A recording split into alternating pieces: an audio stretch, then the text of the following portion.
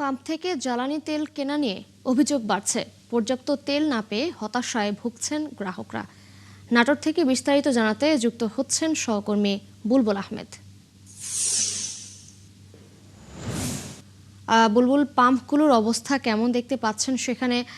পাম্পগুলোতে সঠিক নিয়মে তেল দেয়া হচ্ছে কিনা এ বিষয়ে ক্রেতারা কি বলছেন?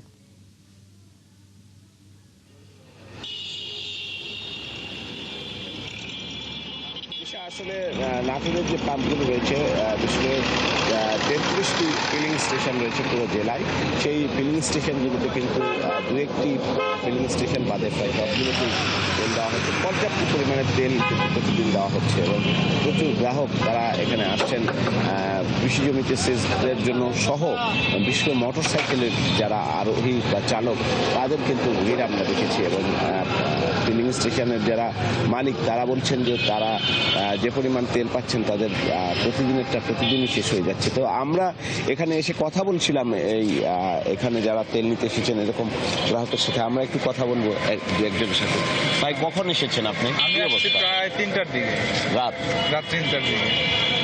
এখন কয়টা থেকে তেল দিবে? কি আমি যতদূর জানি সকাল 9টা থেকে তেল দেয় এখানে। এই যে তেল তো প্রচুর তেল দিচ্ছে, তারপরে সংকট হচ্ছে কেন? আসলে তেল দিচ্ছে, কিছু কিছু বাইকাররা আছে আমার গ্রাম অঞ্চলেও আশেপাশে শোনা যায়, আমার চোখে পড়ে নাই। আপনার ওরা ড্রাইভিং লাইসেন্স নেই, অর্থাৎ ওদের কোনো কর্ম নাই, তবুও ওরা তেল পাম্পে থেকে নেয়। নেওয়ার পরে ওই তেলটা কি করে, ধরেন 500 টাকার তেল দিলে ওই তেল যদি 250 টাকা লিটার বিক্রি করে, ওখানে ওদের মোটামুটি 500-700 টাকা বা 500 টাকার মতো আপনার ইনকাম হয় ওদের। কিন্তু আমি মার্কেটিং জব করি, আমার প্রতিদিন 1.5 লিটারের মতো তেল লাগে। তাহলে আপনার 500 টাকার তেল হয় হচ্ছে। তো দিশা, এখানে যারা গ্রাহক রয়েছেন তারা কিন্তু বলছিলেন যদি গ্রাম অঞ্চলের যে দোকানগুলো আছে সেখানে তেল বিক্রি হতো, সেই দোকানগুলোতে যদি পুনরায় তেল বিক্রি চালু করা যায় তাহলে কিন্তু এই ফিলিং স্টেশনগুলোতে চাপ কমে। বুলবুল আহমেদ, ধন্যবাদ আপনাকে যুক্ত হওয়ার জন্য। দর্শক, নাটোর থেকে জ্বালানি তেলের খবর জানাচ্ছিলেন আমাদের সহকর্মী বুলবুল আহমেদ।